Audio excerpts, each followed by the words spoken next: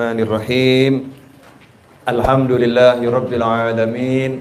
Allahumma salli wa sallim ala Sayyidina Muhammadin Iftahi babi rahmatillah adada ma fi ilmillah Salatan wa salaman daimaini bidawami mulkillah wa ala alihi wa sahbihi Allahumma salli ala Sayyidina Muhammadin Salatan taftahu biha lana futuhal arifin wa tufaqihuna biha fid din wa ala alihi wa sahbihi. Assalamualaikum warahmatullahi wabarakatuh. Alhamdulillah, di tengah rintik-rintik hujan di malam Senin, malam kelahiran Nabi Muhammad sallallahu alaihi wasallam, Allah Ta'ala pertemukan kita semua di majlis ini dalam keadaan sehat wal afiyah. Mudah-mudahan yang sehat, sehatnya awet dan manfaat dunia akhirat. Yang sakit mendapatkan kesehatan, dan yang sehat gak kena penyakit. Amin Allahumma amin. Ikhwani rahimakumullah, pemirsa dimanapun antum berada, alhamdulillah kita diberi Allah kemudahan untuk menyebut nama Allah. Sedari tadi jenengan baca maulid, kemudian jenengan baca Yasin, tahlil, ya, bersolawat kepada baginda Muhammad SAW. Sekarang cari ilmu. Semua ini kemudahan. Yang ngasih adalah Allah Subhanahu wa Ta'ala. Tidak semua orang seberuntung jenengan. Tidak semua orang seberuntung Anda semua. Kenapa? Karena ada yang nyata-nyata nganggur, gak ngapa-ngapain, lidahnya ngucap kalimat la ilaha illallah saja susah. Lidahnya mengucapkan astagfirullah saja susah.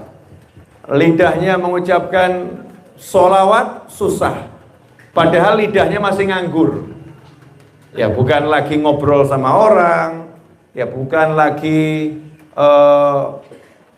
ceramah seperti saya saat ini. Ya, lidahnya nganggur, tapi nggak bisa digunakan untuk berzikir kepada Allah Subhanahu wa Ta'ala. Makanya nikmat ini nikmat agung, nikmat besar. Terkadang-kadang kita ini, bukan kadang-kadang ya, memang ya dablek. Kita ini lalai tapi ya ngakunya inget. Sepuranipun ingkang kata mohon maaf yang sebesar-besarnya, mohon maaf. Kita itu menganggap nikmat itu kalau dapat duit 1 miliar.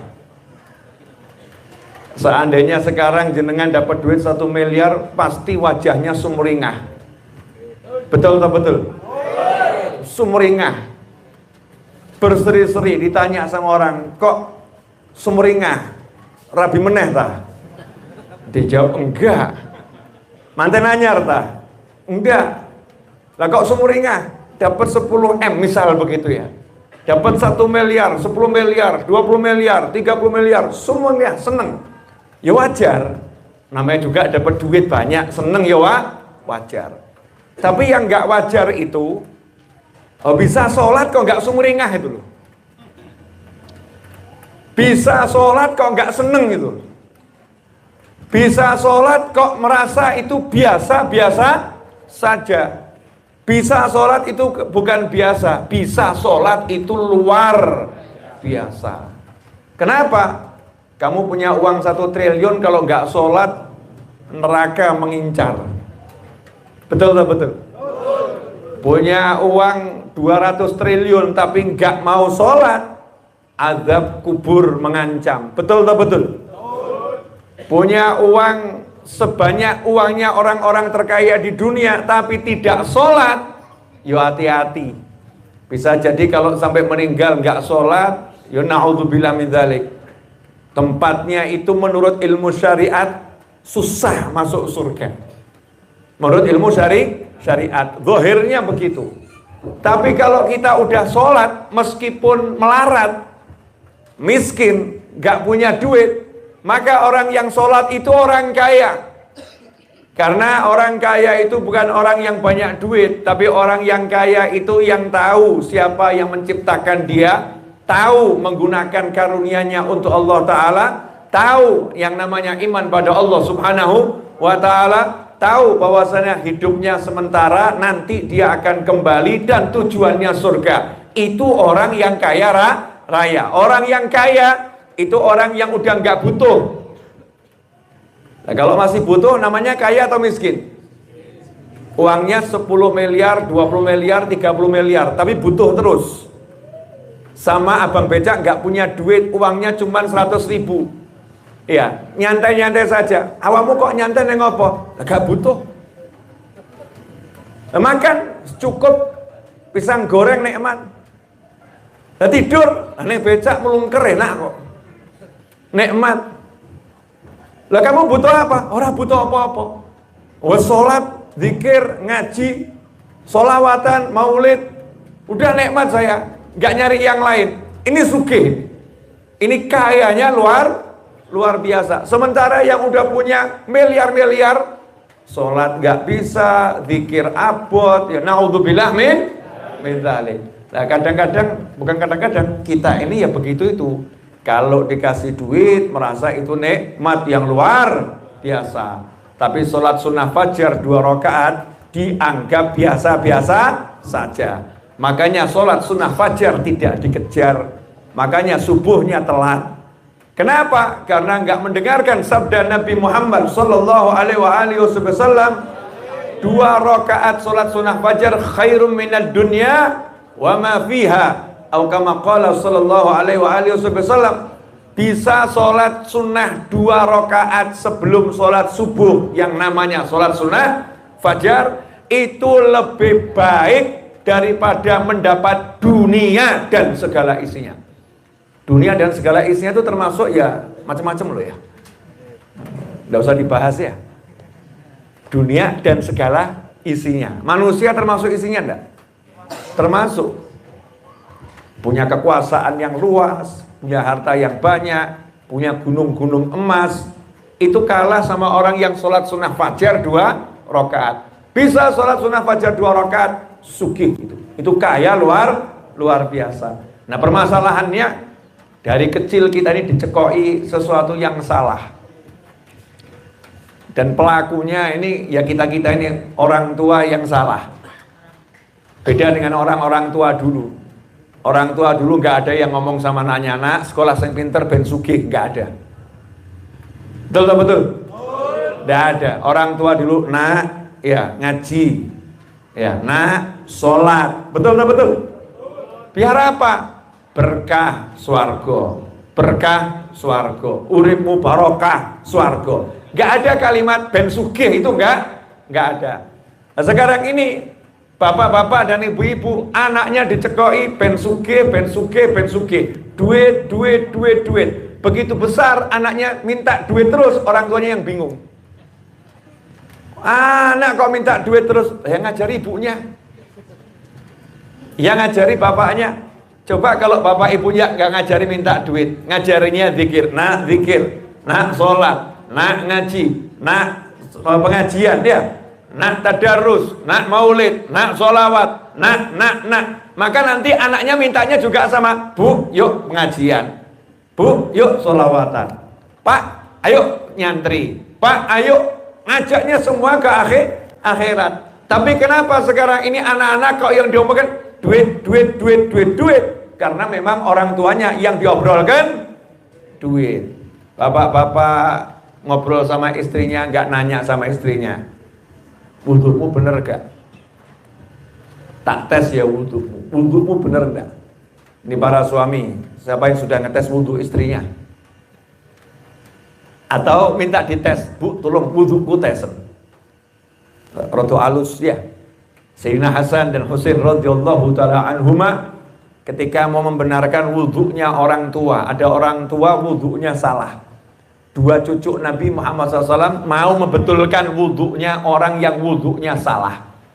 Apa kemudian beliau cucu Nabi ini datangi orang tua tadi yang wudhunya salah, apa didatangi kemudian ngomongnya begini ya, misal ya, apa seperti ini, Pak sudah tua mau mati, wudhu aja gak bisa, apakah seperti itu? Tidak. Na'udzubillah min dzalik. Hasya wa kalla, gak mungkin. Sayyidina Hasan dan Husain radhiyallahu ta'ala anhuma seperti itu. Walaupun yang disampaikan betul, Pak, kamu sudah tua, masa udah tua wudhu saja nggak becus. Walaupun itu betul, orang tua itu wudhunya nggak beres. Tapi apakah Sayyidina Hasan dan Husain seperti itu? Hasya wa kalla, nggak mungkin. Beliau adalah dua cucu Nabi Muhammad SAW dan putranya, ana Madinatul Ilm wa Ali babuha, aku kotanya ilmu, sementara Ali adalah pintunya. Jadi pintunya untuk mendapatkan berbagai macam ilmu Nabi Muhammad SAW adalah Sayyidina Ali bin Abi Thalib radhiyallahu anhu karamallahu wajhah. Sehingga Sayyidina Hasan dan Husain otomatis ya udah biasa main-main di kota ilmu, main-main di ilmunya Nabi Muhammad sallallahu alaihi wasallam. Makanya ketika melihat ada orang tua yang wudhunya nggak beres, punya kewajiban amar ma'ruf nahi mungkar, maka amar ma'ruf nahi mungkarnya dilakukan dengan cara yang indahnya luar biasa. Beliau berdua mendatangi orang tua tadi sembari mengatakan, Bapak saya minta tolong. Orang tua tadi senang, minta tolong bagaimana? Ya kami ini anak-anak muda ini pengen lomba wudhu, saya sama adik saya mau lomba wudhu, antum jadi jurinya ya, yang menang siapa? Ya orang tua tadi ya senang tapi ya rada grogi. Jadi juri untuk putu tercinta Kanjeng Nabi Muhammad SAW, buah hati Nabi Muhammad SAW. Tapi yang nggak mungkin nolak, yang nggak mungkin nolak. Siap. Maka segeralah keduanya berwudhu dan masing-masing berwudhu dengan wudhu yang terbaik. Pelan-pelan wudhunya, nggak seperti wudhu kita gerusah-gerusuh. Wudhu kita ini Masya Allah, keran itu bisa dibuka pelan, tapi kita bukanya pol. Betul tak betul? Kalau nggak pol nggak mantep. Alasannya kalau nggak pol nggak mantep. Padahal kalau pol itu israf. Ya kalau pol itu israf. Israf itu haram di dalam syariat. Wudhu kita udah diawali yang haram, bagaimana sholatnya bisa khusyuk? Kalau udah wudhunya haram, sholatnya bisa khusyuk ya? Bagaimana mau ibadah melakukan yang haram? Dan pelakunya kita-kita yang di masjid, Masya Allah, mengawali masuk masjid dengan perbuatan haram, keran dibuka. Padahal kalau wudhu itu disuruh sunahnya tiga kali. Untuk setiap rukun itu satu kali, sunnahnya 3 kali. Lebih dari 3 kali namanya israf, nggak boleh. Ya, itu udah melanggar aturan wudhu. Untuk apa? Menghemat air. Nah ini bukan lagi 3 kali. Kalau sekali dibuka mancur terus itu berapa kali itu kan? Belum dipakai sudah mancur terus. Jadi cara wudhu kita ini udah salah sejak langkah awal. Langkah awal sudah salah kita ini. Beda dengan orang-orang dulu. Makanya orang dulu itu kerannya kan padasan tuh ya. Begitu mau dibuka, dipakai, dibuka, klik, ya mancur. Langsung dipakai, tutup langsung. Hemat betul. Tahu nih air ngambilnya susah. Dulu belum ada pompa air, masih ngangsu. Yang ngambilnya susah, capek yang ngangsu. Dipikirkan, nah sekarang mentang-mentang listrik dibayari, yang kerja mesin, merasa sumber air banyak, ya tinggal didudul gitu ngalir. Kita lupa aturan syariat yang diajarkan Nabi Muhammad sallallahu alaihi wasallam. Nah, ikhwani rahimakumullah, wudhunya pelan-pelan. Dari mulai berkumurnya dan seterusnya. Orang tua tadi lihat, bandingkan dengan wudhunya. Kan mau jadi juri ya. Jadi juri kan nilainya pakai ilmunya. Begitu dibandingkan dengan wudhunya, wah kok beda total ya. Berarti wudhuku sing salah kaprah. Maka nanya ini cucu Nabi Muhammad SAW, siapa pemenangnya? Maka dijawab, kalian berdua pemenangnya, aku yang kalah. Ya, wudhu saya salah. Terima kasih sudah diajari wudhu yang baik. Nah ini suami istri, sudah enggak kita sebagai pasangan hidup ini yang dibahas bab wudhu? Wudhumu piye? Bener gak? Ya kalau gitu kasar ya diwali. Tolong dicek wudhu saya betul atau tidak. Tolong perhatikan. Saya takut kalau wudhu saya salah. Karena kalau wudhu saya salah, sholat saya tidak diterima. Kalau sholat tidak diterima, pertanyaan dikubur pertama kali yang ditanyakan sholatnya. Kalau sholatnya baik, lanjut nikmat. Sholatnya buruk, lanjut siksa. Jadi tolong wahai istriku, cek wudhuku. Masya Allah, suami Singosari. Modelnya seperti ini. Santun-santun penuh cinta kepada istri. Semoga tidak hanya di sinetron yang ada di TV. Semoga itu kenyataan dalam kehidupan sehari-hari. Amin Allahumma amin. Walaupun kenyataannya yang tahu piyambak jenengan masing-masing. Ikhwani rahimakumullah. Nah ini kita hidup di rumah ini sama anak, nanyanya apa sekarang? Nah, nilai matematikamu berapa? Besok testing loh, ujian. Jangan sampai nilaimu jelek. Awas nilaimu jelek. Tapi tiap hari dicek gak sholat anaknya. Sholatmu betul gak? Sholatmu jelek, awas. Kenapa gak ngomong gitu urusan sholat? Urusan matematika, Masya Allah, sungguhnya metu kabeh. Urusan pelajaran sekolah, ya, keluar marahnya.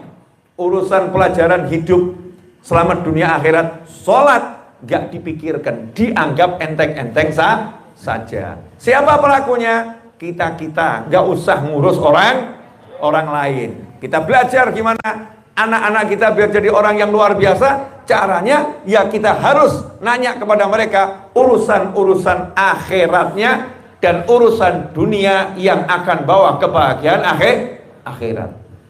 Nah, ini penting zaman sekarang. Jadi orang kalau mau selamat dunia, selamat akhirat, ya itu yang dibahas. Nanya sama anak, "Nak, tadi pagi udah sholawat pagi belum?" Jangan cuma nanya sarapan. Anaknya nggak sarapan, dimarah-marah. Udah ibu masakkan, kamu nggak sarapan, marah-marah. Suaminya nggak sarapan, marah-marah. Berarti yang marah siapa nih?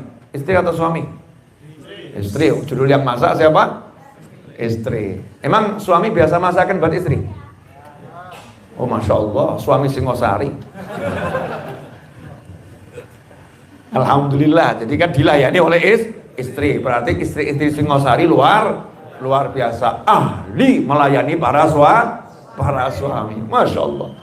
Nah ini pagi-pagi masak untuk suaminya, masak untuk anaknya, tanya sarapannya. Tapi nanya anda nih ibu sama anak, sudah sholawat pagi belum? Karena nabi kita yang menjadi pemimpin jagat raya mengajarkan sallallahu alaihi wasallam, kalau pagi sholawat 10 kali, kalau sore menjelang maghrib sholawat 10 kali, dijamin dapat syafaat. Murahnya luar biasa. Ya, tinggal diajari anaknya, ayo tirukan bapak, tirukan ibu. Apalagi sholawat paginya berjamaah dengan baca wirdul latif. Di situ sudah ada sholawat pagi 10 kali. Masya Allah. Ini rumah idaman ya begini nih. Bukan rumah idaman itu yang dipikir ada kloset yang harganya 10 juta, ada bathtub yang bisa mandi sampai ngimpi. Saking selonjor turu ya, mati kelelep sisan nanti. Naudzubillah min dzalik. Insyaallah ya selamat, nggak ada yang mati kelelep. Tapi yang dipikir jangan itu. Bagaimana di rumahku ini anakku bisa khatam Al-Quran, di ruang tamu anakku khatam Al-Quran, di musola anakku khatam Al-Quran. Bagaimana anakku dan aku bisa tadarus Al-Quran? Lah ini ibunya disimak suaminya takut, suaminya pengen nyimak istrinya, istrinya kabur. Anaknya pengen diajak bicara ngaji sama bapaknya nggak bisa. Anaknya minta disimak sama ibunya, ibunya alasan head gak mandek-mandek. Ibu lagi head. Karena ibunya juga gak bisa ngaji. Akhirnya anaknya nonton sinetron seperti bapak dan ibunya setiap hari. Padahal udah pengen anak ini ngaji. Tapi orang tuanya nggak memfasilitasi. Kenapa ini terjadi? Karena kita nggak tahu. Ya kita nggak ngerti bahwasanya hidup ini mau kemana. Saya nanya ini, acara ini acara apa ini? Tahlil setahun ya. Tahlil setahun artinya haul, ya tiba satu tahun. Siapa yang kita tahlilkan? Gus Kohar. Kapan wafatnya? Setahun yang lalu, betul. Berarti 1,5 tahun yang lalu masih hidup enggak? Masih. 2 tahun yang lalu masih hidup enggak? Masih. Beliau sudah sepuh atau masih muda? Masih muda, betul. Berarti kira-kira jenengan kapan nyusul? Saya, Anda, kita semua mau nyusulnya kapan? Jawabannya ya nggak tahu, Bib. Tapi kalau bisa ya jangan cepet-cepet. Ya Gus Kohar di alam barzah tersinggung. Katanya cinta, suruh cepet nyusul nggak mau. Urusan mati, urusan pindah ke akhirat, semua minta perpanjangan kontrak di dunia. Minta kontraknya dipanjangkan, minta ditambah, minta ditambah, minta ditambah, minta ditambah. Oke, kabul. Jenengan dipanjangkan umur sampai 1000 tahun, siap. Insya Allah, bagus jawabannya insya Allah.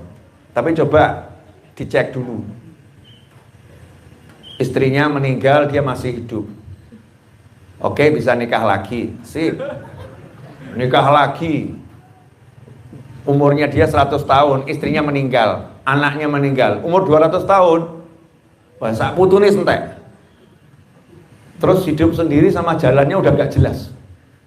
Tambah 100 tahun lagi, geletak di tempat tidur, urip orang mati gak? Mau? Mikir sih. Jangan tergesa-gesa. Ini laporan ke langit jalan terus ini ya. Mau? Lah, kok clean plan gitu gimana? Tadi katanya siap. Sekarang mulai punya keyakinan tidak mau. Ya udah, diskon nolnya kurangi 1. 100 tahun.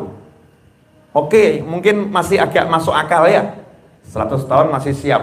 Di Solo dulu ada satu Habib umurnya 95 tahun, kurang lebih. Sakit. Habib ini berapa hari sekali khatam Al-Quran. Bahkan ada yang mengatakan tiap hari khatam Al-Quran. Sakit, di rumah sakit dijenguk sama Habib-Habib yang lain dan sama teman-temannya. Ya, mau kiai, ya soan tuh jenguk. Terus semua mendoakan, mugi-mugi Habib tambah umur, panjang umur, sehat. Jawaban Habibnya, stop, please, jangan doakan saya panjang umur. Ya, saya udah capek hidup sama temannya cucu-cucu saya. Kamu kan temannya cucu-cucu saya hidup sama temannya cucu-cucu saya udah capek. Saya pengen nyusul teman-teman saya saja. Tadi dongakna aku husnul khotimah. 95 tahun ya, nggak mikir dawa umur, mikirnya husnul khotimah. Jadi kamu mikirnya enaknya berapa? 100 tahun atau 80 tahun? Terus mulai mikir ya.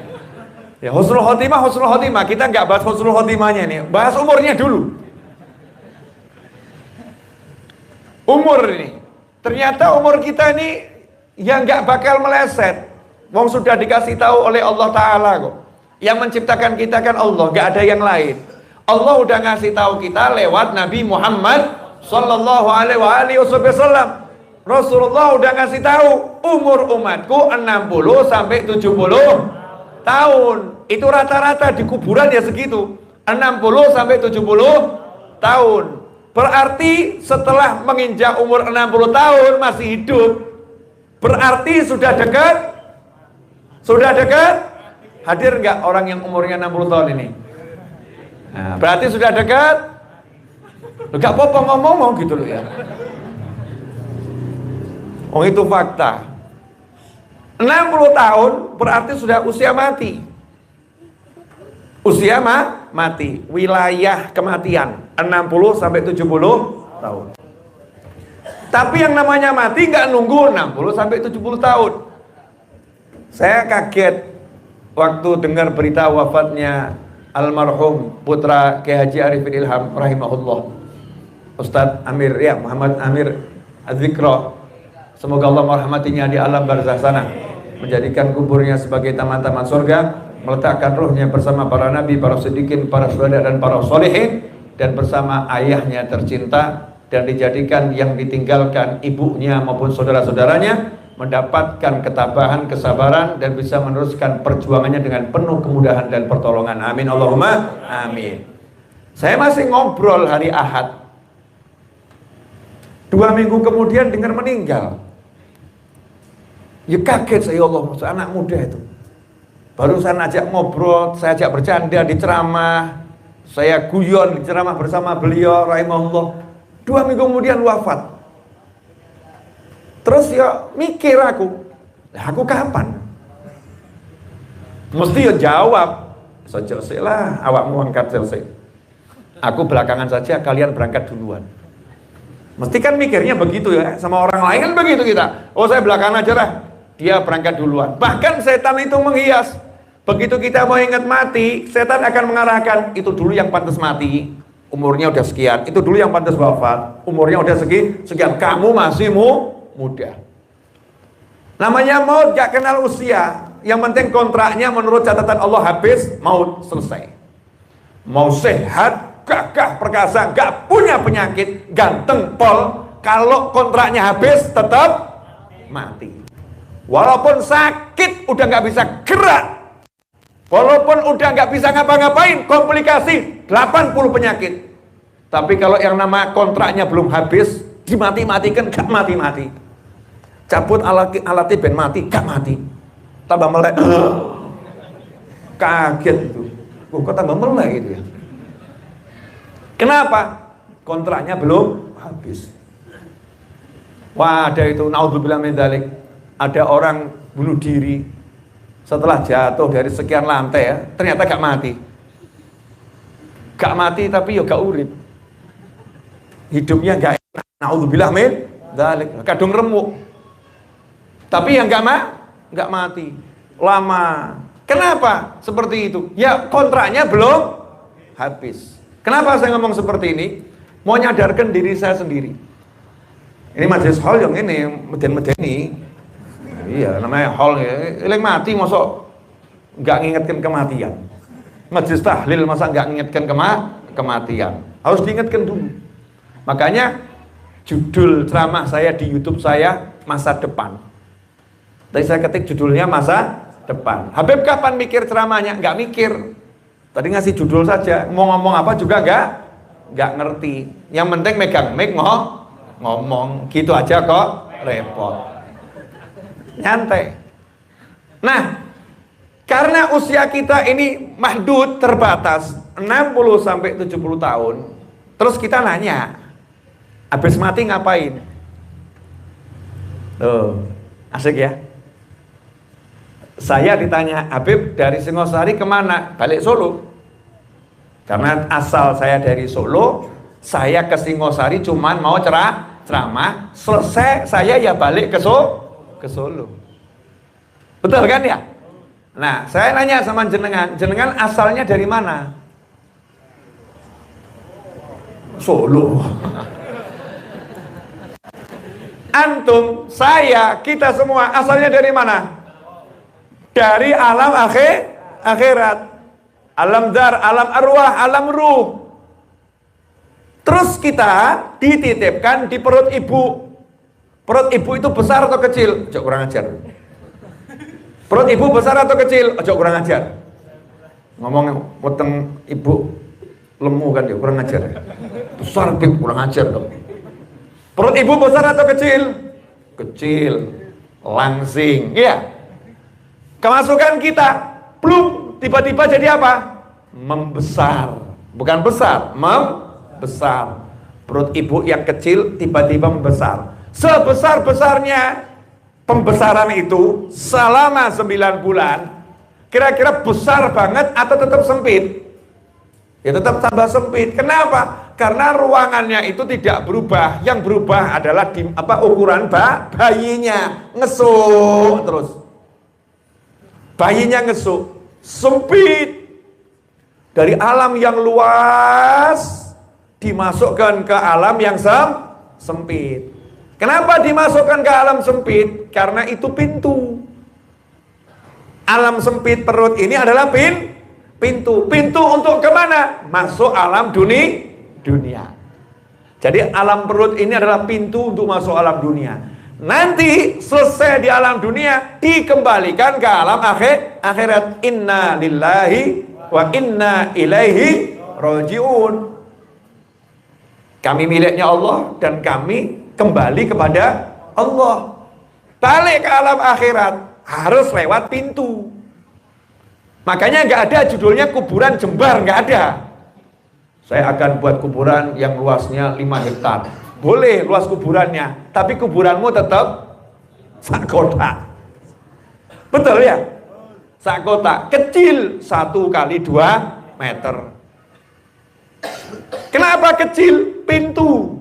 Untuk masuk mana? Masuk alam barzah. Alam barzah besar atau kecil?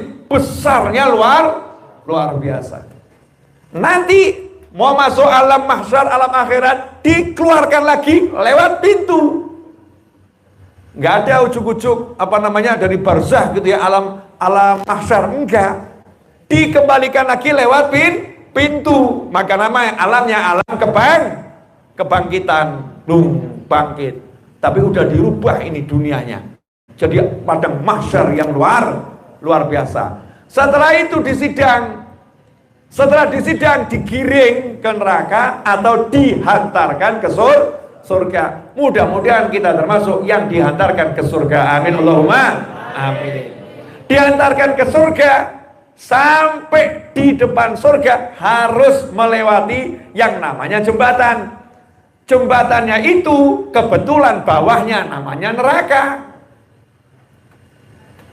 Masya Allah.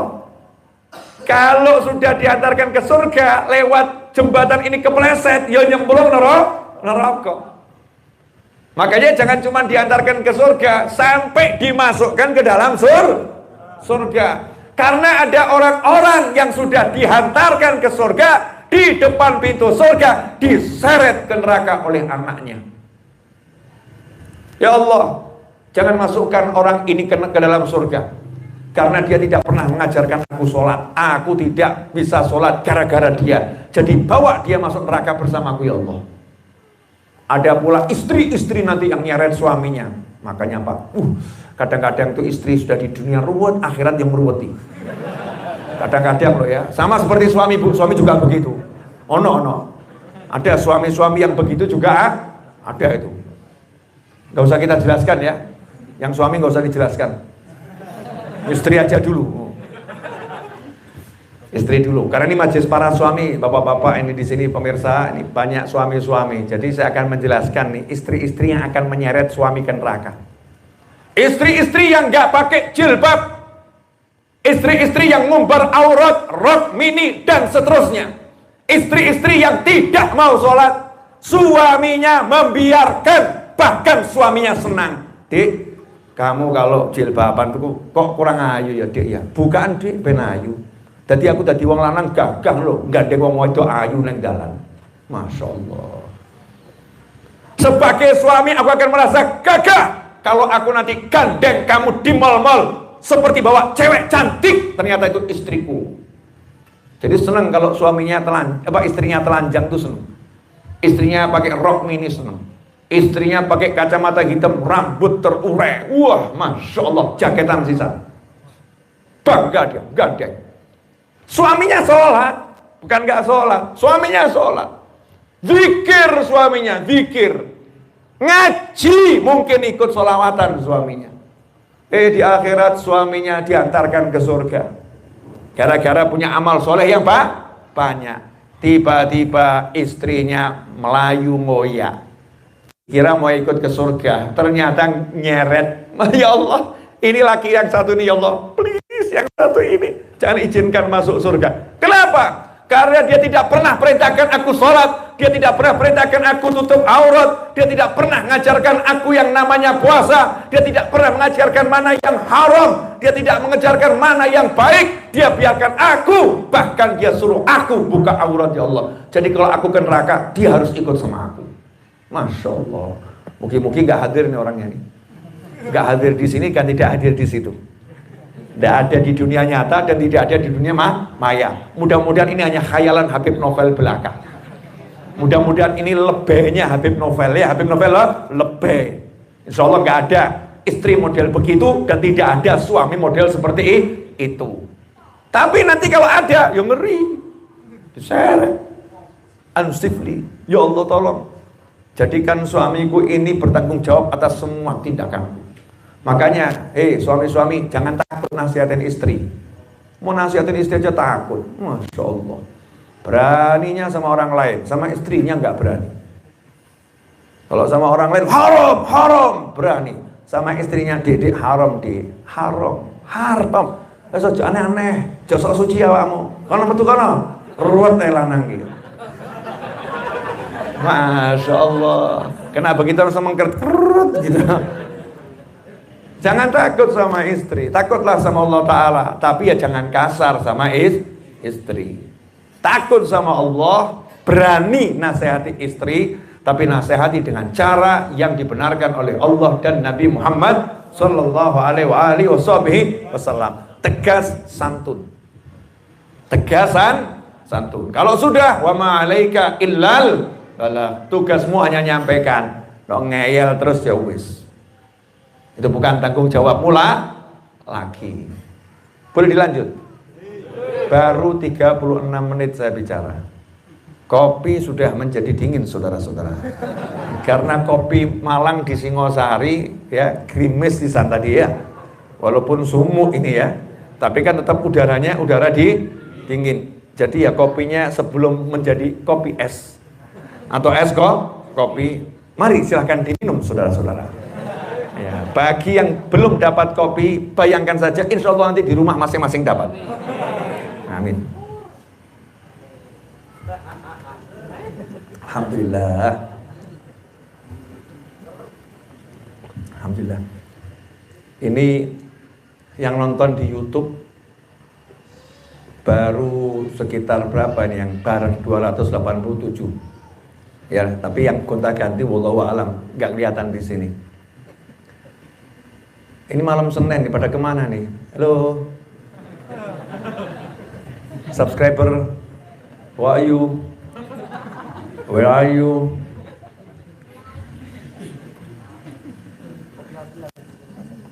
Alhamdulillah. Sallu ala Nabi. Saya baca itu sallu ala Nabi ya. Alhamdulillah, kabeh nyaut sholawat. Memang kalau dengar kalimat sallu ala Nabi, maka kita semua Allahumma sholli wa sallim wa barik alaih atau sallallahu ala Muhammad. Yang penting baca sholawat. Alhamdulillah. Lanjut. Ya belum ceramah kok. Ini kan baru muqaddimah. Muqaddimah tentang kenapa kita harus mikirkan usia kita nih. Karena ternyata perjalanannya panjang, tujuannya surga atau neraka. Nanti bisnya itu parkirnya di surga atau parkir di neraka. Kan cuman itu. Gak ada yang lain. Al-A'raf nanti kalau di tengah-tengah kan ya ujungnya surga atau neraka. Gak ada yang lain. Nah, biar kita selamat sampai di sana, artinya masuk surga. Kesempatannya cuma sekarang, gak ada yang lain.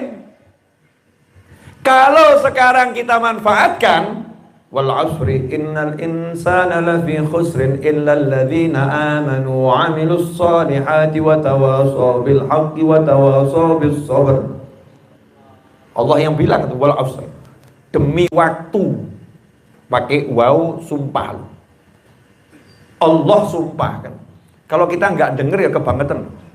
Itu kalau udah suami sumpah, demi Allah dek, demi Allah dek, gitu ya. Kan istri mantep, wah ini jujur nih. Artinya tolong hargain aku nih, aku suami sampai sumpah. Nah kalau Allah kan sebetulnya ngomong apapun pasti betul. Tapi kenapa sampai Allah sumpah? Agar kita lebih perhatian, ini urusan gawat gitu loh. Ini urusan penting. Ini bukan sembarangan. Wal asr. Sungguh demi masa. Innal insana lafi khusr. Ditambahi lagi pakai inna. Sudah sumpah pakai inna. Tenang, sungguh. Sudah inna pakai lam taukid, lafi. Masya Allah. Itu sumpah ditambahi penegasan dan penegasan. Sungguh manusia teramat sangat dalam keadaan merugi kecuali. Artinya apa? Lawang hidup cuman sebentar, kok waktu nggak dipakai untuk iman, amal soleh, sabar, ya, nasihati kebaikan, nggak dipakai untuk itu, rugi. Urip golek duit, tok gak sholat. Ya, hidup cuman ngurusi dunia saja, gak sholat. Hidup cuman ngurusi wajah, make up, masya Allah, ibu-ibu dimanapun antum berada. Make up itu ya oke kalau untuk suami, betul ya? Tapi kalau make up tok bengesan, tok gak tahu wudhu kan yang medeni. Make upan terus gak pernah wudhu, artinya gak sholat. Padahal sejatinya make up kan wudhu. Dengan wudhu itu nanti yatanawwar al-wajah. Wajah itu akan bercahaya.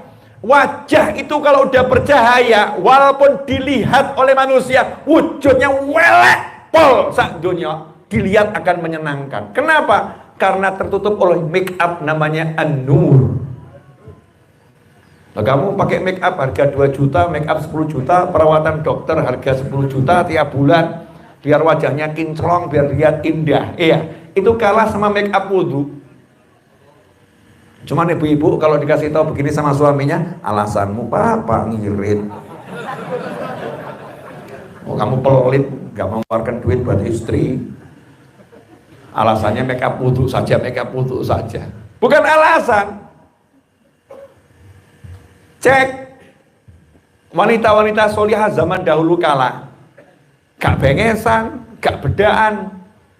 Simbah-simbah kita itu, yang putri kita zaman dulu itu ya, bedaknya ya apa itu, FIFA ya, FIFA abadi selama-lamanya. Bedak murah gitu kan ya, bedakmu murah, bahkan gak bedaan, gak bengesan, gak lipstikan. Tapi dilihat itu kok adem. Kenapa? Ada masker wudhu, bukan masker ini ya, kan biasanya ibu-ibu suka maskeran tuh, bukan maskeran ini, masker wajah tuh ya. Nah, ini maskernya wudhu, karena ada wudhu di situ ada nur. Lah kalau nur yang dilihat itu ibaratnya begini. Ini zaman sekarang kan zaman TikTok ya, zaman IG, betul, zaman YouTube. Artinya zaman orang pakai smartphone, pakai kamera. Wajah saya itu kalau lagi saya pakai kamera saya yang harganya mahal, masya Allah, jerawat saya hilang semua. Padahal gak tak tutup, gak pakai apa-apa. Ternyata ada AI-nya, ada macam-macam itu di HP sekarang, sehingga bisa dibuat apa itu, filter wajah. Wajahnya dirubah jadi ganteng, walaupun aslinya ganteng. Masya Allah, dirubah jadi ganteng, gak pakai Photoshop, enggak, langsung otomatis klik ganteng. Makanya banyak yang tertipu, kencan lewat Facebook, YouTube, WhatsApp, barang ketemu lari. Kenapa? Kelihatan aslinya kelihatan, ternyata bapak-bapak usia 80 tahun, kok di fotonya 6 nih ya. Kok mudah foto saudara-saudara. Ada maskernya, ada filternya. Bayangkan kalau itu filternya nur, filternya cahaya. Jadi mata ini sama Allah dipaksa lihat cahayanya, jangan lihat kulitnya. Begitu lihat cahayanya, dia akan lihat cahayanya Allah Ta'ala. Dia akan lihat cahayanya Nabi Muhammad SAW. Karena cahaya itu cahaya amal soleh. Cahaya itu cahaya wudhu, cahaya sholat, cahaya zikir, cahaya sholawat, cahaya sodakoh, cahaya birrul walidain, nempel semua di wajahnya, sehingga dilihat, masya Allah, Indahnya luar biasa. Nah ini kalau hidupnya sudah paham, usiaku sedikit, nanti mati pilihannya surga atau neraka, maka ya gak bakal mikir urusan perut, itu gak bakal dipikir. Ya dipikir, tapi gak dipikir gitu. Kata para ulama, barang siapa pikirannya cuma mikir urusan perut, maka nilainya tidak lebih hebat dari yang keluar dari pantat. Ya, dari dubur. Jadi kalau pikirannya cuma mikir urusan perut, nilainya tidak lebih bagus dari yang keluar dari isi perut. Gak usah disarahkan ya isi perut ya. Jangan, ini kopinya nanti rasanya berubah. Itu. Tapi kalau siapa yang pikirannya tertuju urusan akhirat, urusan amal soleh, maka Masya Allah nilainya ya lebih hebat dari yang dia pikirkan. Jadi makomnya tinggi di sisi Allah Subhanahu wa Ta'ala. Saya ini kok sampai dipaksa hadir di sini loh ya. Kan betul ya? Yang maksa saya siapa? Ya Allah kan. Kenapa saya dipaksa Allah hadir di sini? Karena almarhum semasa hidupnya berbuat kebaikan. Almarhum semasa hidupnya mengabdikan hidupnya untuk Allah dan Nabi Muhammad SAW. Saya nggak kenal, betul saya pernah foto bareng, pernah ketemu. Tapi saya nggak kenal, saya nggak hidup bareng dengan beliau. Saya nggak ngaji bareng sama beliau. Saya nggak zikir bareng sama beliau. Saya nggak ceramah bareng sama beliau. Enggak gitu. Tapi kenapa saya kok dipaksa Allah datang ke sini? Karena beliau kenal sama Allah Ta'ala. Kan gitu. Karena beliau kenal dengan Nabi Muhammad SAW. Karena beliau almarhum kenal dengan wali-wali Allah. Karena beliau kenal dengan amal-amal soleh. Maka setelah wafat, Masya Allah ini dibuat tahlil seperti ini. Masuk catatan amalnya nambah, bleng. Di alam barzah catatan amalnya nambah. Dapat kiriman. Sudah di alam barzah masih bisa amal. Kan luar biasa. Sudah di alam barzah masih buat pengajian. Orang-orang soleh kan begitu. Itu Sunan Ampel itu sudah di alam barzah masih bisa buka pasar. Betul. Orang-orang itu hidup di Ampel itu kan karena siapa? Karena Sunan Ampel. Yang hidup di sekitar Bonang, abang becak yang ngantrinya luar biasa. Karena siapa? Sunan Bonang. Ya, ngomong karena Allah ya entek. Ya semua ya karena Allah gitu kan ya. Tapi coba nanti kalau suamimu datang terus ngomong, "Dik, ini hasil jeripayahku, ngasih kamu uang bulanan 2 juta. Dik, ini hasil jeripayahku." Terus jawaban, "Ini bukan dari kamu, ini dari Allah." Coba gitu ya. Kira-kira diapain kamu? Atau istrimu masak, capek-capek masak, kursus belajar masak, belajar buat roti, dihidangkan buat kamu. "Sayang, ini persembahanku untukmu." Terus jawaban, "Bukan dari kamu, Dik, jangan musyrik. Ini semua dari Allah Ta'ala. Ini Allah yang ngasih. Jangan jadi orang yang gak syukur. Ini dari Allah." Ya langsung diangkat, plak. Dilempar kepala kita kalau seperti itu. Jangan lupakan wasilah. Semua dari Allah, tapi ada wasilah. Man lam yashkurin nas lam yashkurillah. Siapa yang gak bersyukur pada manusia yang Allah jadikan sebagai perantara datangnya kebaikan untuknya, lam yashkurillah, maka tidak dicatat oleh Allah sebagai orang yang bersyukur kepada Allah. Sudah meninggal tuh Sunan Ampel, Sunan Bonang ya, Sunan Kudus, Sunan Kalijogo, para sunan, para habaib yang diziarahi makamnya, yang dihauli tiap tahun sudah wafat, tapi masih bisa ngasih sarapan, bisa ngasih makan, bisa membuat perekonomian itu bergerak, hotel-hotel penuh disewa. Betul. Itu pahalanya ngalir. Dapat nih amal solehnya. Orang ngaji, orang baca yasin, orang tahlil. Nah kita pengen nanti wafat kita seperti apa?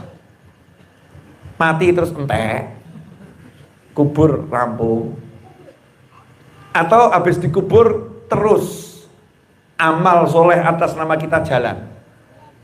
Nah kalau pengen terus, maka kita harus tahu ini cuma tempat untuk halte terus, nyegat bis.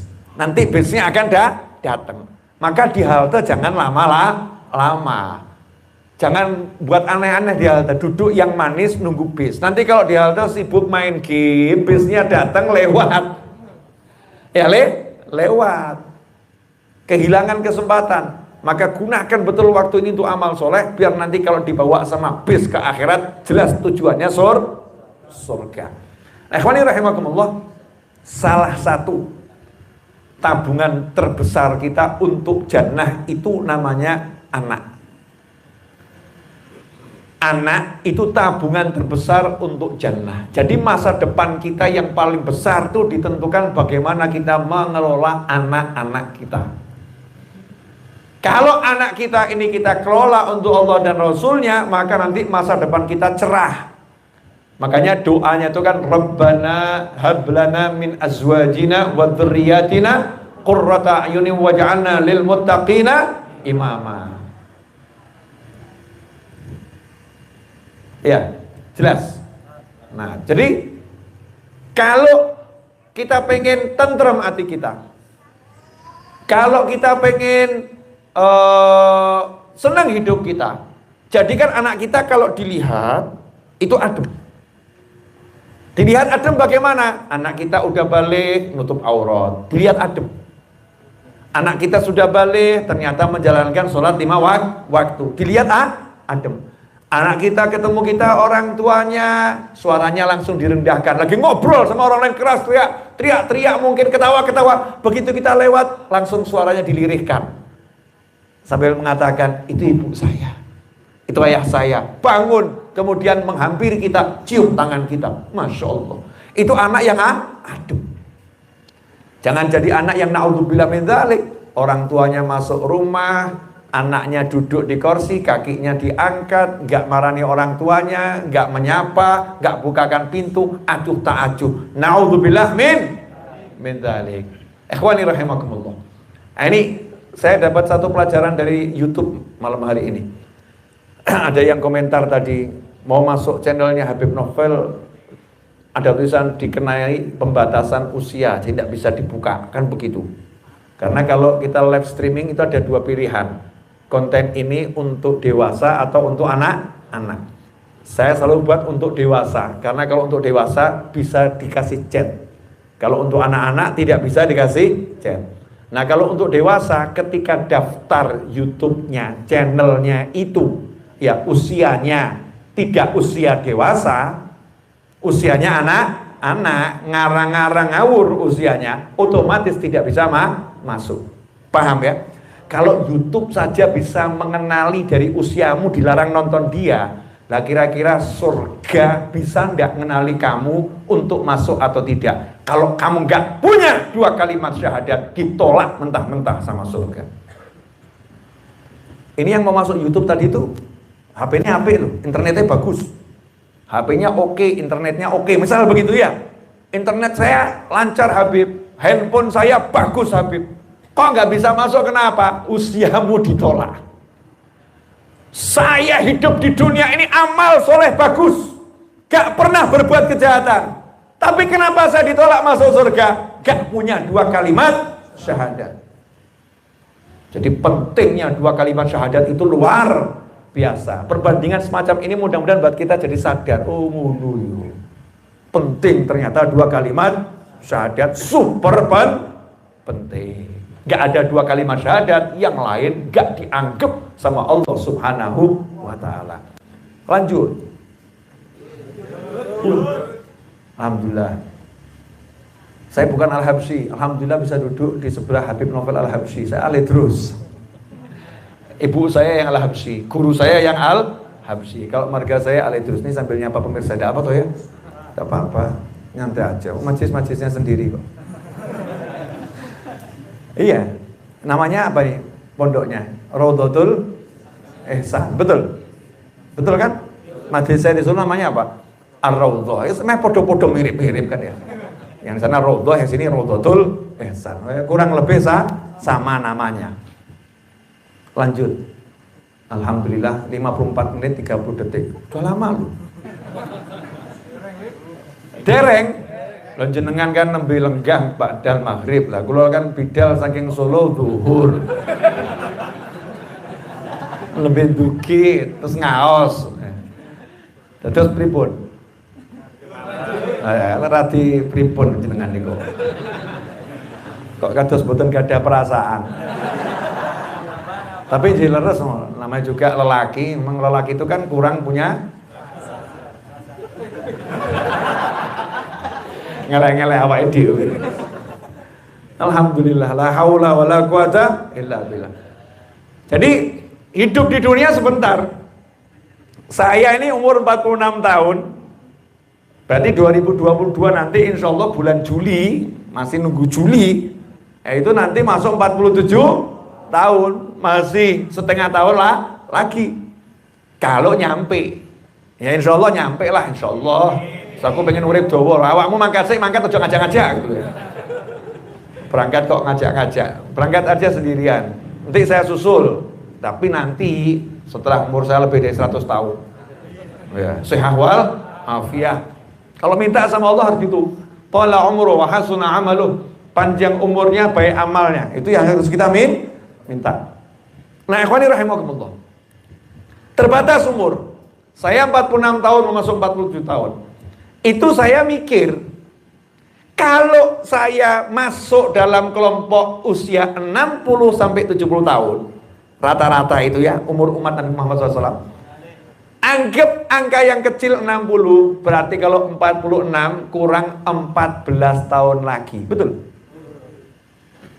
Kalau ambil angka maksimal 70 tahun, berarti tambah 10, kurang 24 tahun. Coba di sini yang usianya 14 tahun ada enggak nih? Nah itu, angkat tangan. Oke, 14 tahun. 14 tahun. Kamu 14 tahun. Kelas berapa sekarang? 2 SMP, iya. Padahal baru kemarin SD ya. Betul. Baru kemarin SD. Tiba-tiba 2 SMP. Corona itu kan hampir 2 tahun. Betul kan ya? Nah, ternyata Corona sudah 2 tahun kurang lebih. Bentar lagi 2 tahun. Berarti 0 sampai 14 tahun tanya sama bapak ibumu, cepat atau enggak cepat? Cepat, apalagi kalau anak itu perempuan, kaget ibunya, lu kok wis menstruasi? Baru kemarin tak dulangi, sekarang sudah menstruasi. Lu anakku lanang, suaranya kok jadi gede. Ternyata 14 tahun cepetnya luar biasa. Saya masih lihat foto saya gendong anak saya Ahmad Anis, tak gendong sambil ceramah, umur 3-4 tahun. Sekarang sudah kelas 3 SMP. Kaget saya, ya Allah, kok cepet men. Habib Anis wafat tahun 2006. Berapa tahun yang lalu itu? 15 tahun yang lalu, betul ya? 15 tahun yang lalu. Padahal saya merasa baru kemarin Habib Anis wafat. Ternyata itu 15 tahun yang lalu. Berarti 15 tahun cepet atau enggak cepet? Cepetnya luar biasa. 24 tahun cepetnya luar biasa. Maka saya mulai menyadarkan diri saya. Aku gak ngajak-ngajak ya, awakmu pengen melu sadar ya alhamdulillah. Kamu ikut sadar alhamdulillah. Gak ikut ya gak apa-apa. Cuman saya tetap mau sadar. Kalau kamu gak mau ikut sadar bareng saya, ya aku sadar sendirian gak apa-apa. Tapi kalau kamu menemani saya sadar, ya alhamdulillah. Berarti kan koncoku sing sadar tambah. Karena kalau saya kumpul sama orang-orang gak sadar kan jadi masalah. Kan berarti kan beda. Gini loh, orang waras duduk sama orang mabuk.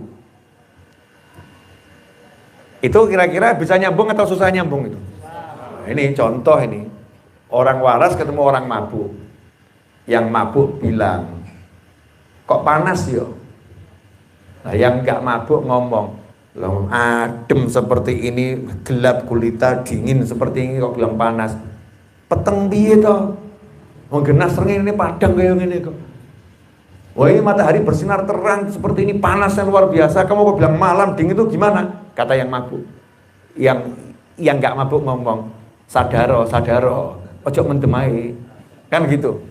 Yang mabuk ngomong, lah mendemo ben sadar. Nyambung dah ini? Gak nyambung. Satu mabuk, satu sadar. Tapi kalau sadar ketemu sadar kan enak. Ya betul ya? Enak. Makanya saya pengen pengen punya teman yang belajar untuk sadar, bareng-bareng belajar sadar, biar kita bisa sadar bareng-bareng sehingga hidupnya enak.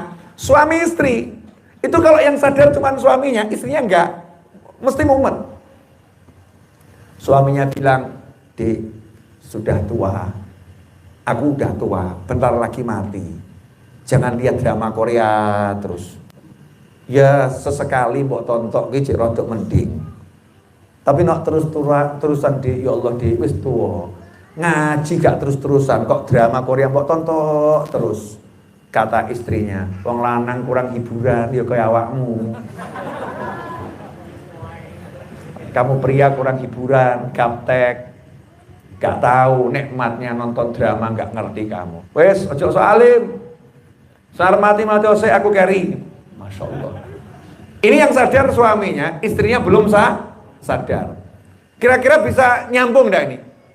Enggak bisa, kan jadi masalah. Makanya kalau suami mau sadar, ajak istrinya sadar. Istri kalau mau sadar, ajak suaminya sadar. Suami istri mau sadar, ajak anaknya sadar. Sadar bareng-bareng enak. Makanya saya kalau ngomong urusan mati, ya ngomong sama anak saya. Bapakmu ini umurnya 46 tahun. Umurnya orang itu sekian tahun. Sekian tahun lagi kemungkinan besar mati. Tapi moga-moga uji urip. Jadi biar gak kagetan, biar paham. Orang-orang dulu seperti itu ngajari anaknya. Ya diajari benar biar tahu hidup itu sementara. Setelah itu akan pindah ke alam yang lain. Nah, saya mulai ngitung. Nah, kalau kurang 14 tahun lagi atau 24 tahun lagi, apa rencana saya untuk masa depan? Mulai saya berkhayal, gambar bangunan. Saya akan buat bangunan untuk gedung pertemuan, buat warga kalau pinjam acara nikahan gampang. Saya kalau ngajar nanti ngajaran mahasiswa ada auditoriumnya, ngajar orang-orang dosen-dosen juga ada auditorium yang keren. Mulai saya pasang. Saya akan bangun yang seperti ini di lahan luas 1000 meter. Ya, dana yang dibutuhkan untuk pembebasan lahan dan untuk bangunnya 20 miliar. Siapa ingin ikut andil? Silahkan, tak rencanakan. Ini ada namanya rencana. Untuk apa nih? Tabungan masa depan. Saya mulai merencanakan, saya akan nulis buku berbahasa Arab yang nanti bisa dibaca oleh para kiai, dibaca oleh para habaib. Nanti buku ini tersebar di dunia, dibaca ben aku untuk ganjaran. Ya, dibaca dapat pahala. Mulai ngumpulkan, mulai nulis. Untuk apa nih? Mikir kuburan. Kuburan. Nah, ini kalau kita sadar nanti begitu. Mulai. Bahkan nanti kita akan mulai mikir urusan perut. Hidup kok tersiksa sama perut ya. Kok ada kalimat harus makan sehari 3 kali, kok rekosomen. Kok makan harus sehari 3 kali, kok rekosomen gitu ya. Kan lebih enak makan sehari 20 kali. Lu rekoso gitu ya. Karena kalau hidup ini gak pakai makan kan enak, gak pakai ngunyah gitu ya. Tapi tetap hidup. Tapi gak bisa sih syaratnya hidup ya harus makan. Wah musyrik, enggak, hidup itu gak harus makan. Hidup itu dihidupkan sama yang maha hidup. Makan itu menjalankan syariat sebagai kelangsungan hidup. Jadi makan gak usah banyak. Berhenti saat sebelum kenyang. Makan hanya ketika lapar. Tapi setiap saat lapar loro wetengmu. Tidak normal berarti harus diperbaiki. Mulai kita akan melatih gimana caranya makan sehari itu cukup sedikit sehingga enak. Orang lain sibuk, waduh belum makan siang, kalau kita nyantai sano diperbudak perut. Dia udah bebas dari perbudakan perut. Yang namanya enak gak harus ini, gak harus itu, kabeh sudah enak. Mangan godong sudah enak. Kok enak? Enak karena sudah melatih nafsunya. Ini enak. Tidak menciptakan enak itu hanya itu enggak. Enak, ini enak. Sehingga hidupnya dapat apapun jadinya enak. Tidak diperbudak oleh jenis keenakan. Semua jenis jadinya enak. Selama itu halalan thayyiban. Asyik nanti. Harus kita rencanakan. Nah, ini yang masih muda-muda, mumpung masih muda dan tidak ada jaminan ya. Muda panjang umur enggak ada jaminan. Tapi mumpung masih muda, siapkan dirimu untuk punya masa depan yang cerah di alam akhirat sana. Jangan sampai kamu tidak bisa baca Al-Quran. Ya, jangan sampai nggak bisa baca Al-Quran. Jangan sampai nggak ngerti yang membatalkan wudhu Jangan sampai nggak paham yang membatalkan sholat. Jangan sampai nggak paham rukun-rukunnya sholat. Jangan sampai nggak paham rukun-rukunnya wudhu. Jangan sampai nggak paham urusan akhirat. Wajib paham. Masalah duit, ya Allah, saya mau ngomong dikit tapi rodok nyelekit. Boleh? Nah ini berubah posisi dulu. Soalnya serius harus silong. Serius. Tapi jangan tersinggung ya. Ada enggak kambing melahirkan anaknya, terus memberi kursus cara makan rumput? Ada. Kemudian kambing memberi kursus anaknya cara mencari rumput. Ada? Tidak ada.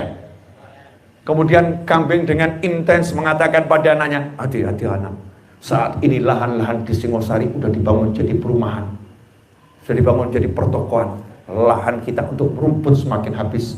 Lapangan-lapangan sekarang udah rumputnya rumput sintetis. Ya, futsal itu udah tidak pakai rumput yang asli lagi. Kambing ceramahin anaknya, jadi masa depanmu terancam anak-anakku. Karena itu harus pandai untuk mencicipi berbagai macam rasa hijau-hijauan. Mana yang cocok untuk perutmu? Ada kambing ngomong begitu? Nggak ada. Nah, kambing saja keluar gitu ya, keluar, diajak pergi sebentar udah paham kok. Caranya cari rumput paham. Nah kalau kamu bingung caranya cari duit kayak aneh tuh ya. Kena bodoh coba banget gitu loh. Mosok mbek wedhus kalah gitu loh. Takut besok cari duit bagaimana ya Allah. Wedhus gak wedi kok awakmu wedi. Kambing gak takut masa depan tentang ekonomi. Kambing gak takut masa depan tentang makan. Lah kamu punya akal, punya otak, punya mulut, punya kuping, punya tangan, punya kaki, punya konco, punya dulur, punya saudara, punya pemerintah, punya bangsa yang menjamin kamu gak akan dibiarkan kelaparan oleh tetanggamu, oleh masjidmu. Kalau sampai kamu tetangga masjid, kamu kelaparan, sak jamaah dosa kabeh. Sistem langit sudah ngatur seperti itu. Kok kamu masih takut? Engko piye yo? Uripku piye? Masya Allah. Demit model apa yang nempel ke badan kita? Setan model apa yang nempel ke diri kita? Nauzubillah min dzalik. Jelas? Makanya nggak usah bingung urusan duit. Yuk mulai kita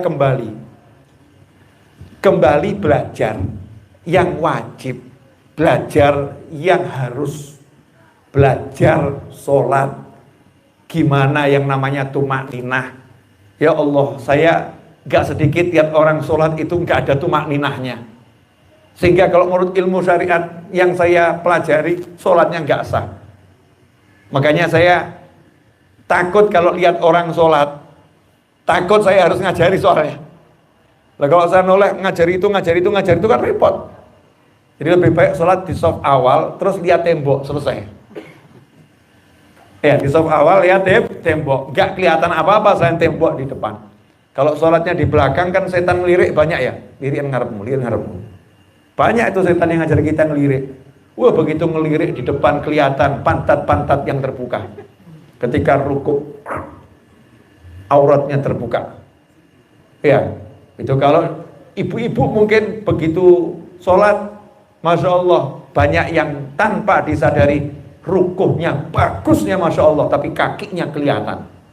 Ketika sujud ya kakinya kelihatan, telapak kakinya tidak ketutup sehingga auratnya terbuka. Gak dipelajari betul tuh apa yang membatalkan sholat. Tumakninahnya gak ada, wudhunya gak sah. Wudhunya Masya Allah satu badan basah, tapi gak pernah basuh tangan sampai siku, sehingga wudhunya tidak sah. Nah ini yang begini-begini harus kita ajarkan pada diri kita dan keluarga kita, anak-anak kita. Mulai mikir itu lagi, ngajari ngaji. Nah yuk ngaji, alif, ba, ta. Saya sampai sekarang tuh gak pernah lupa, sampai sekarang. Nikmatnya kalau saya ingat-ingat, habis maghrib dulu, waktu saya masih kecil, diajari oleh ibu saya, megang turutan. Dulu namanya turutan ya. Bukan apa namanya, ikra, bukan ya. Megang turutan, terus pakai sapu lidi, ya sapu lidi, terus ibu saya duding ke alif 3. 1, 2, 3 alif. Satunya fathah, duanya kasroh, tiganya dhamma. Terus ibu saya ngomong gini, a i u. Terus saya suruh nirukan, a i u, babi bu, tati tu. Senangnya luar biasa, asyik itu, ingat seperti itu. Sekarang mana ibu sama anak gitu, yang ada, ya nak TikTok lucu nak, masya Allah. Ini ada TikTok lucu nak, nak TikToknya bagus banget, masya Allah. Bener ini, ibu sama anak, masya Allah, filter IG, tuh lihat tuh muka bapakmu bisa jadi kayak setan, tuh lihat tuh, masya Allah. Zaman udah aku sih ngomong. Ini fakta atau angan-angan? Fakta atau ya? Faktanya seperti ini ya. Kita jangan ikut, zamannya boleh begini, tapi kita nggak boleh begitu. Kita nggak boleh begitu. Kita harus bisa tetap istiqomah menjalankan yang dijalankan oleh orang-orang soleh terdahulu. Contoh ya, yang sudah hilang nih contoh. Mudah-mudahan ibu-ibu bisa ngajarkan pada menantu-menantunya dan anak-anak perempuannya nanti kalau nimang anaknya. Dan ibu nanti kalau nimang cucunya, bapak nimang cucunya, tirukan ini. Dulu saya masih kecil tuh, saya masih ingat ibu saya itu kalau nimang saya, kalau nimang adik-adik saya, itu indah kalimatnya. Sekarang itu udah hilang. Saya sekarang ngomong hilang, gak pernah dengar. Saya gak pernah dengar, berarti sudah hilang. Nimang anak sambil gini, la ilaha illallah, la ilaha illallah, Muhammadun Rasulullah, Naufal Waliullah. Ibu saya ngomong anaknya namanya Naufal Waliullah. Nah, itu habis maghrib kalau di kudang ya begitu, siang di kudang ya begitu. Sekarang ngudang anak sambil apa? Ngerasani. Ya nyet kuwi wangi. Bener. Ya sing kuwi. Ya cangkeme kaya ngono kuwi. Masya Allah. Ini sambil telepon marah-marah, sambil gendong anak, kalimat kotor keluar sambil telepon, sambil gendong anak. Jadi anak ini diperdengarkan kalimat kotor, ghibah, namimah, kebencian didengarkan sama anak yang lagi digendong. Padahal kalau bayi itu dengar kabeh direkam di ruhnya. Ngeri saudara-saudara. Kok lihat saya gak enak sama kenapa? Pelaku rupanya ini. Ya ini tolong kita ajarkan pada keluarga kita. Kalau nimang anak kembali ke zaman dulu. Dulu tuh kalau nimang anak sholatullah, salamullah gitu ya. Sekarang mana? Cari di desa-desa, saya nggak ngomong di kota-kota. Kalau kota-kota hilang itu sudah wajar. Di desa-desa udah nggak denger itu. Nimang begini ya, sudah nggak denger. Hilang. Mulai entek. Maka jangan dibuat hilang, munculkan lagi. Sekarang ini ya, contoh saja. Dulu itu, kita kalau ke majelis, pulang dari majelis ditanya sama keluarga, berkatannya mana? Betul ya? Berkatannya mana? Bergeser, berjalannya waktu, berkatan hilang. Jadi beseannya mana? Betul? Bergeser sekarang, kalimatnya apa? Kotaannya mana? Di kota-kota yang modern, Singosari modernnya atau rodok tengah-tengah? Tengah-tengah ya. Di kota-kota modern kalimatnya lain, snacknya mana?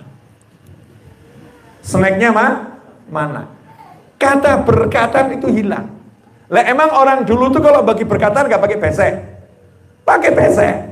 Emang nggak pakai kotak? Pakai kotak. Tapi nyebutnya itu bukan kotak, bukan besek, bukan snack, tapi apa? Berkat. Kenapa? Karena itu doa. Semoga ini betul-betul jadi barokah. Dan yang dibagi itu berkah. Jadi kamu kalau cari rotinya majelis, bukan cari snack, kamu cari berkah. Ngajari anak begitu. Makanannya majelis jangan ditinggal, bawa pulang, itu berkah. Bawa berkahnya pulang ke rumah, itu berkah. Sekarang snack di kotaannya mana? Hilang. Masya Allah, 1 jam 14 menit udah saya bicara. Kuota internet pemirsa sudah banyak yang habis. Ya, kalau internet saya insya Allah nggak habis. Kan tanggal muda. Tanggal muda baru dibayar tagihan bulanannya. Jadi insya Allah masih banyak. Dan saya kan jarang offline ngajinya.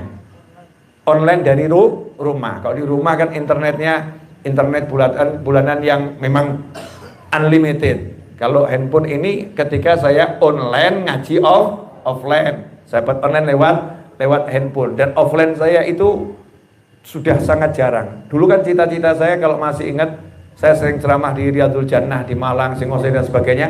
Nanti kalau umur saya 50 tahun, insya Allah saya tidak akan ceramah keliling lagi. Saya mau ceramahnya hanya dari rumah, dari majelis. Sesekali saja saya akan keluar. Kalau masih ingat saya ngomong seperti itu ya. Alhamdulillah nggak lama setelah itu dikasih corona. Dunia diajari ngaji online bareng Habib Novel Ali terus. Ya kan, cita-cita saya ngaji online itu akhirnya terpenuhi, dimudahkan sama Allah Ta'ala. Sehingga nanti kalau saya nyampe umur 50 tahun dan insya Allah nyampe saya walaf gitu atillah, nanti di situ saya ngaji online jenengan udah nggak gaptek semua, udah ahli semuanya, udah merasa nyaman dengan ngaji online. Pengen offline datang ke Solo. Nah itu nanti begitu desainnya. Sekarang 46 berarti kurang 4 tahun lagi. Maka saya akan maksimalkan ngaji digital ini, akan saya maksimalkan modelnya, caranya, biar nanti di masa umur saya 50 tahun semuanya udah siap. Moga-moga dawa umur sehawal afiat fi taatillah. Yang amini mudah-mudahan umure luwih dawa. Amin. Kan saya kan yang amini. Berarti kan umurku luwih dawa. Alhamdulillah wa rahimakumullah jazakumullah khairan. Nah intinya hidup kita pendek, yuk manfaatkan. Gak usah mikir dunia. Walaupun kita hidup di dunia ya tetap cari yang namanya sarana untuk hidup. Tapi gak usah dipikir, santai saja gitu ngalir. Pikirkan sholat ngaji wirid, nyeneng orang tua ya, bekti sama orang tua. Jadi manfaat buat orang lain. Yang asik-asik saja. Kalau mikirnya seperti itu, hidupnya akan mudah, hidupnya akan enak. Terakhir, untuk sesi kajian malam hari ini, ya. Terakhir untuk sesi kajian malam hari ini, satu kalimat nasihat untuk diri saya dan untuk siapapun yang mau terima nasihat. Para ulama mengatakan, jadilah orang yang mau menerima nasihat dari siapapun. Tinggalkan kebiasaan kalau diberi nasihat meneliti orang yang nasihatin. Kadang-kadang kita ini kalau dinasihati, kamu itu buat sholatnya yang betul, kita jawab, udah kamu tuh gak usah banyak nasihatin saya, sholatmu juga belum betul kok gaya nasihatin saya. Tambah lagi itu kamu masih suka nonton yang gak baik, kamu masih suka begini, langsung dicari salahnya orang yang nasihati kita. Terus kita wedel satu-satu jentrek kan gitu ya. Wah, salahmu akeh, ojo sok nasihati aku. Itu namanya kita sombong, tidak mau terima nasihat. Orang yang nggak mau terima nasihat itu orang sombong. Yang ngomong bukan saya, yang ngomong Nabi Muhammad SAW. Al-kibru batrul haq wa ghamtun nas. Yang namanya sombong adalah menolak kebenaran yang disampaikan kepadanya dan meremehkan orang lain. Siapapun yang nasihati kita, lihat itu yang nasihatin Allah. Yang nasihatin Allah hanya lewat lisannya. Kita renungkan, oh betul saya masih seperti itu. Oh saya nggak seperti itu. Ya udah alhamdulillah ada orang yang mau nasihatin saya. Berarti saya diingatkan jangan sampai jadi seperti itu. Dan jangan pernah melihat kekurangan orang lain untuk kemudian kita balas nasihatin dia karena kita nggak suka dinasihatin. Paham ya? Itu namanya nasihat modus. Nasihat hanya untuk apa? Aku gak suka dinasihatin, kamu harus dengarkan nasihatku. Ini kesombongan yang berbungkus nasihat. Banyak yang punya penyakit seperti itu, kita ini sering gak sadar begitu. Mari kita ajarkan diri kita untuk tidak jadi seperti itu. Mudah-mudahan berkah manfaat. Sebagai penutup, saya mau kasih satu amalan Nabi Muhammad SAW, yaitu istighfar 70 kali di pagi hari dan 70 kali di malam hari. Siapa yang istighfar astagfirullah dengan kalimat pendek seperti itu 70 kali di pagi hari, 70 kali di malam hari, maka 700 dosanya dihapuskan oleh Allah Ta'ala. Kemudian dalam riwayat yang lain tidak dicatat sebagai orang yang berdusta, tidak dicatat sebagai orang yang lalai. Berarti masuk kelompok orang yang ingat. Orang yang ingat itu siapa? Wali-wali Allah. Kalau kita ngamalkan itu tanpa kita sadari, nanti kita akan dimasukkan dalam golongannya wali, meskipun kita belum jadi wali, tapi masuk satu kloter, kan enak ya. Kamu wali? Belum, tapi saya masuk kloter bareng wali, kan enak. Karena kita punya amalan-amalan tersebut. Maka yang seperti ini mari kita dikit-dikit kita amalkan, ajarkan sama keluarga kita. Sudah istighfar 70 kali belum? Udah belum? Ayo istighfar 70 kali. Udah sholawat pagi belum? Udah sholawat malam belum? Biasakan nanyanya begitu. Jangan cuma nanya udah sarapan belum? Ya, udah sarapan belum? Jangan cuma itu, tapi tanyakan sudah sholawat belum? Udah istighfar belum? Udah sholat belum? Ya, biar kita hidup kita betul-betul manfaat. Dan nanti kalau kita wafat setelah usia panjang dengan segala kebaikan, Allah beri kita nikmat anak keturunan yang soleh solihah yang meneruskan perjuangan Nabi Muhammad sallallahu alaihi wasallam. Bismillahirrahmanirrahim. Alhamdulillahirabbil alamin.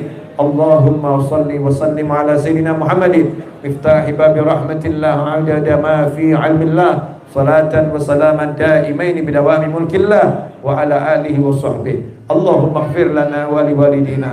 Allahumma ighfir lana wa liwalidina warhamhuma kama rabbayana shighara. Rabbana hab lana min azwajina wa dhurriyyatina qurrata a'yunin waj'alna lil muttaqina imama. Ya Hannan ya Mannan ya Fattah ya Razzaq ya Ghani ya Mughni. Allahumma kfina bihalalika an haramika wa aghnina bi fadlika amman siwak. Rabbi ij'alna muqimas shalah min dhurriyyatina rabbana taqabbal du'a. Allahumma adfa'anna al-bala wal waba wal wala wal ghala wal fitan ma dhahara minha wa ma batan. Allahumma ya Allah ya Karim ya Wahhab ya Karim ya Wahhab ya Karim ya Wahhab ya Allah. Terimalah semua amal soleh yang kami lakukan di hari ini, khususnya ya Allah, di malam hari khususnya ya Rabb, dari tahlil kami, salawat kami, qiraatul Quran kami, zikir kami, majlis kami ini ya Allah. Terimalah semua itu dan sampaikan pahalanya kepada baginda Muhammad SAW, kepada keluarga Rasulullah, kepada sahabat Rasulullah, kepada para awliya wassalihin, kepada sadah Bani Alawi, khususnya Imam Al-Muhajir Allah Ahmad bin Isa, Sayyidina Ubaidillah bin Ahmad bin Isa, Sayyidina Ali bin Ubaidillah bin Ahmad bin Isa, Sayyidina Al-Faqih Muqaddam Muhammad bin Ibad, Sayyidina Abdurrahman Sekar, Sayyidina Abdullah Bakar Al-Adrus, Sayyidina Bakar Al-Adrus Al-Adni, thumma ila ruh Bibi Ali bin Mad Al-Habsyi wa Habib Mad Al-Habsyi wa jami' masyayikhina masyayikhikum wa ulama'ina wa alikum wa awli ahli badi usulha wa sallallahu kuskuhar wa usul wa furain wa walidina wa walikum wa ammatina wa adikum taqabbal dzalika minna ya Rabb, dan sampaikan pahalanya kepada mereka semua. Jadikanlah pahalanya menerangi kubur-kubur mereka semua ya Allah. Jadikan kubur-kubur mereka semua mendapatkan limpahan cahayamu ya Allah, jadi zaman surgamu ya Allah. Rahmatilah mereka semua ya Arhamar Rahimin. Dan untuk kami semua yang hadir dan yang menyaksikan tayangan ini dimanapun berada, berikan keberkahan dari majelis ini ya Allah. Jadikan barokahnya sampai kepada diri kami, sampai kepada pasangan hidup kami ya Allah, sampai kepada pasangan hidup kami dimanapun berada ya Arhamar Rahimin, sampai kepada anak-anak keturunan kami ila yaumil qiyamah, barokahnya ya Arhamar Rahimin. Ya Allah, berilah kami semua rezeki yang barokah, rezeki yang berlimpah, rezeki yang datang dari segala arah tanpa susah payah, rezeki yang mengantarkan kita kepada jannah-Mu ya Arhamar Rahimin. Ya Allah, panjangkan umur kami semua dalam segala kebaikan, kenikmatan, ketaatan, keridhaan, kebahagiaan, kekayaan, kemudahan, dan kelak akhir usia kami dengan husnul khatimah. Asyraqal badru alaina waqtafa badru tamami mithla husni ma ra'ina fil iraqani wasyami. Rabbi faj'al mujtama'na ghayatu husnul khitami wa'tina ma qad sa'alna min atayakal jisami wakrimil arwaha minna biliqa khairil anami wablighil muhtara anna min salatin wa salami walhamdulillahi rabbil alamin ala hadiniyah wa ala kunyatin sayatin jami nafi'ah wa ala mana ibn Ali wa ila hadratin Nabi sallallahu alaihi wasallam. Al-Fatihah. A'udzu billahi minasyaitonir rajim. Bismillahirrahmanirrahim. Alhamdulillahirabbil alamin. Arrahmanirrahim. Maliki yaumiddin. Iyyaka na'budu wa iyyaka nasta'in. Ihdinas siratal mustaqim. Siratal ladzina an'amta 'alaihim ghairil maghdubi 'alaihim waladdallin. Amin. Teruntuk sahabatku semua, saya izin setelah ini langsung saya mau melanjutkan perjalanan ke Solo. Kemudian gak usah salaman, cukup salaman pakai hati, ya pakai hati. Dan untuk panitia saya minta maaf, saya gak bisa makan di sini. saya udah cicipin kopinya, ini pengganti makan. Karena saya harus nyupir. Nanti kalau saya makan, saya akan ngantuk. Kalau ngantuk, saya harus tidur. Kalau tidur, saya nggak sampai. Jadi saya mau langsung, insya Allah barokah ya, insya Allah barokah. Dan silakan panitia melanjutkan kegiatan yang harus dilanjutkan. Saya minta maaf ke segala kekurangan. Wal minkum wassallallahu ala Muhammadin wa alihi wasallam walhamdulillahirabbil alamin. Wassalamualaikum warahmatullahi wabarakatuh. Bismillah.